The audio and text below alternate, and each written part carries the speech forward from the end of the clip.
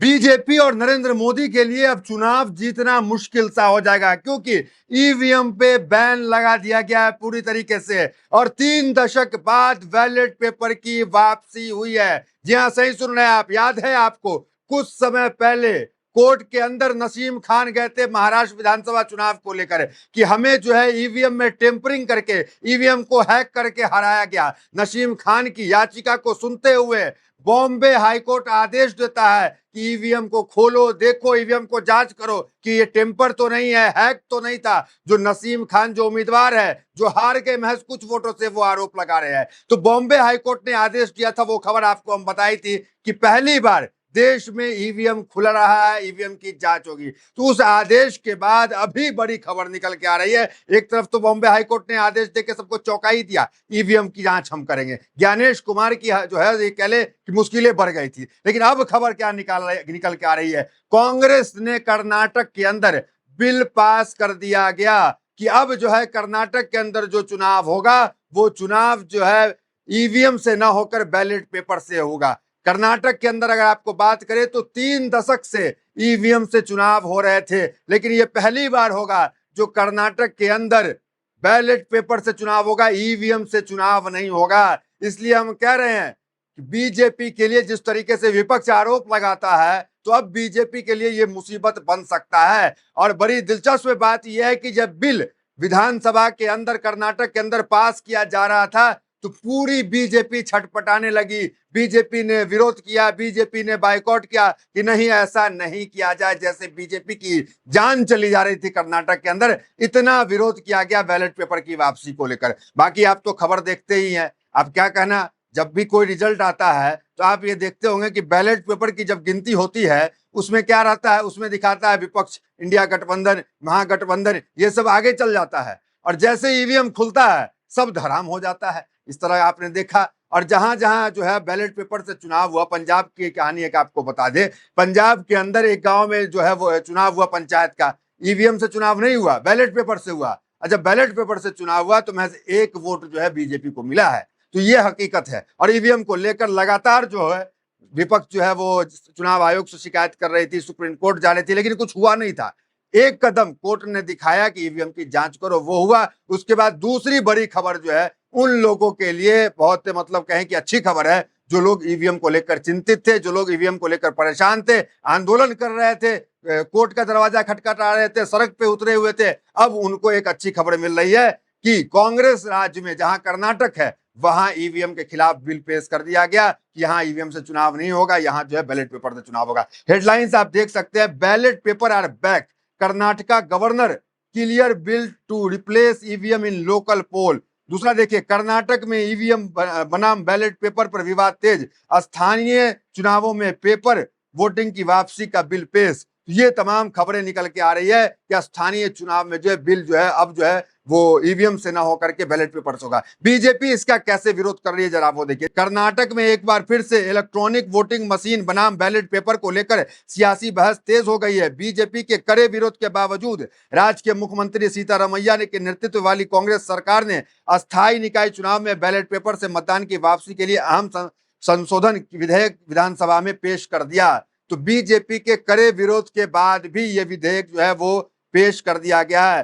3 दशकों से, हमने आपको क्या बताया कि 3 दशक से है ये ईवीएम से वहां पे चुनाव होता है, और ये पहली बार होगा ईवीएम से चुनाव नहीं होगा। हेडलाइन देखिए, कर्नाटक राज्य में 1996 से लगातार ईवीएम का इस्तेमाल किया जा रहा था। इसके बाद से राज्य में होने वाला प्रत्येक चुनाव में ईवीएम के जरिए कराया गया, लेकिन करीब 3 दशक के बीच जाने के बाद एक बार फिर से चुनाव में पारंपरिक कागज के बैलेट पेपर का इस्तेमाल किया जाएगा। तो ये कह सकते हैं कि बड़ी खबर है उन लोगों के लिए जो काफी चिंता में रहते थे ईवीएम को लेकर, क्या ईवीएम पे कुछ होगा, क्या ईवीएम पे कोई फैसला आएगा। हालांकि जो कोर्ट जांच का आदेश दिया नसीम खान के मामले में जो आपको बता रहे हैं, उसकी रिपोर्ट अब तक नहीं आई है कि क्या कोर्ट ने कुछ गड़बड़ी पाया जब ईवीएम की जांच की, क्या कोर्ट ने कुछ झोल पाया। इतना तो तय है कि जैसे ही उस ईवीएम में अगर कोई झोल निकलता है, ये दावे धरे के धरे रह जाएंगे ज्ञानेश कुमार के, और ईवीएम का पूरे देश में बैन होने का काम होगा। ठीक वैसे ही जैसे नीदरलैंड में, ठीक वैसे जैसे जर्मनी की अदालत ने इस ईवीएम को जो है वो असंवैधानिक करार दिया, इस ईवीएम को बैन करने का काम हुआ। ठीक इसी आधार पर एक याचिका लगी थी जर्मनी और नीदरलैंड में, और क्या हुआ, ईवीएम को चेक किया गया कोर्ट के सामने, और जब चेक किया गया कोर्ट के सामने तो ईवीएम में टेम्पर निकला, गड़बड़ी निकला, आंकड़े का हेरफेर निकला। तो ईवीएम को असंवैधानिक जो है 2009 में 2012 में इन देशों ने कर दिया, विदेशी देशों ने। लेकिन भारत में अब तक जो है कभी जांच भी नहीं हुई थी। लेकिन अब जो अच्छी खबर यह है कि जांच हो रही है। अब जांच में क्या होता है उसके बाद पता चलेगा क्या कुछ होता है। लेकिन ये खबर जो अभी है कि सीतारमैया ने कर्नाटक ने ईवीएम को हटाकर बैलेट पेपर की वापसी कर ली है। देखिए क्या कुछ जो है दिग्विजय सिंह कह रहे हैं ईवीएम को लेकर सदन के अंदर। देखिए अखिलेश यादव का भी आपको बयान याद होगा, अखिलेश ने कहा था 100 के 100 सीट जीत जाए फिर भी हम ईवीएम की मांग करेंगे। ईवीएम की मांग न दबा है न थमा है, याद है आपको, अखिलेश यादव ने बोला था। अब सुनिए दिग्विजय सिंह क्या कुछ कह रहे हैं ईवीएम के बारे में सदन के अंदर, फिर आते हैं आगे ईवीएम की खबरों पे। चुनाव आयोग का आज व्यवहार निष्पक्षता से है क्या? 28 राजनीतिक दलों ने उनसे मिलने का समय मांगा। 6 महीने में माननीय चुनाव आयोग को 28 पॉलिटिकल पार्टी से मिलने का समय तक नहीं मिला। हम ऐसे चुनाव आयोग पर कैसे भरोसा करेंगे? या तो आप बैलेट पेपर से चुनाव कराइए, और यदि आपको ईवीएम से इतना ही प्रेम है तो आप हमारे हाथ में वीवीपैट स्लिप जब नीचे गिरती है तो उसको हमारे हाथ में दे दीजिए और हम जाकर मतपेटी में डाल देंगे।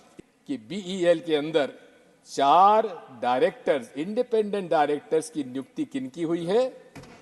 भारतीय जनता पार्टी के लोगों की।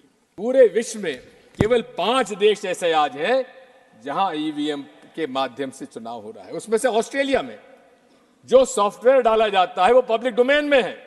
मैं पूछना चाहता हूं आपके माध्यम से प्रधानमंत्री जी और पूरे मंत्रिमंडल से, क्या कारण है कि वो सॉफ्टवेयर बताने में क्यों इतने परहेज करते हैं? क्या डर है उन लोगों को? सिर्फ कांग्रेस के एक नेता नहीं, सिर्फ अखिलेश यादव नहीं, राहुल गांधी ने भी ईवीएम को लेकर के, भले राहुल गांधी 100 सीट जीत गए हों, भले अखिलेश यादव 40 सांसदों की संख्या पूर गई होगी, लेकिन ईवीएम को लेकर वो लगातार मांग कर रहे हैं कि ईवीएम बंद होना चाहिए। लेकिन बीजेपी इसका विरोध कर रही है। अब सुनिए क्या कुछ राहुल गांधी ईवीएम को लेकर कह रहे हैं। ईवीएम हटाओ, ये पूरा हिंदुस्तान कह रहा है कि ईवीएम में कमी है। हम इलेक्शन कमीशन के यहां गए,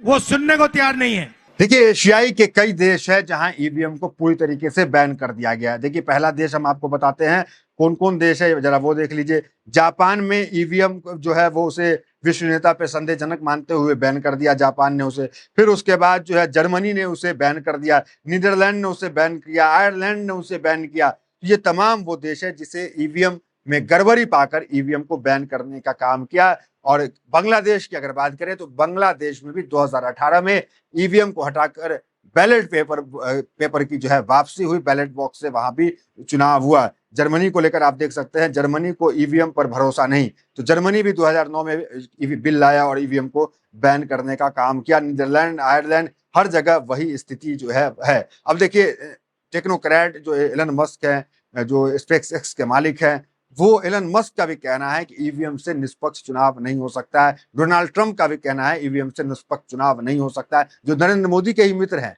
लेकिन फिर भी ईवीएम को लेकर बीजेपी कुछ नहीं बोलती है, ईवीएम को लेकर बीजेपी कोई जो है बयानबाजी नहीं देती है। अब खबर पे अपडेट आपको हम जरा बता देते हैं। जो कोर्ट गए नसीम खान, तो किस तरह की जांच ईवीएम में होगी, जरा वो हेडलाइंस देख लीजिए।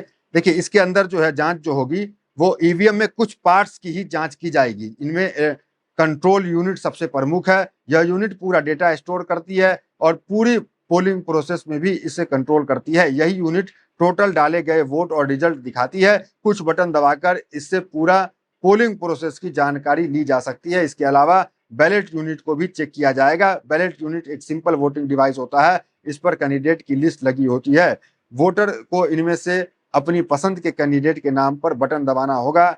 डायग्नोस्टिक चेक में वीवीपैट में वही दिखना चाहिए। तो ईवीएम जो है वो चेक जो होगा किसके सामने चेक होगा, जरा वो देख लीजिए। इंस्पेक्शन भारत इलेक्ट्रॉनिक्स लिमिटेड के इंजीनियर करेंगे।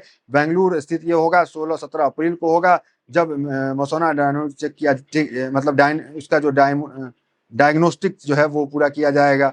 ये तमाम वो खबरें निकल कर आ रही है फिलहाल। तो ईवीएम को लेकर आपका क्या कहना है? कि आप मानते हैं कि ईवीएम से निष्पक्ष चुनाव होता है? अगर आप मानते हैं कि ईवीएम का विरोध होना चाहिए, ईवीएम को बैन लगाना चाहिए, तो इस वीडियो को जरूर शेयर करें। बहुत बहुत धन्यवाद।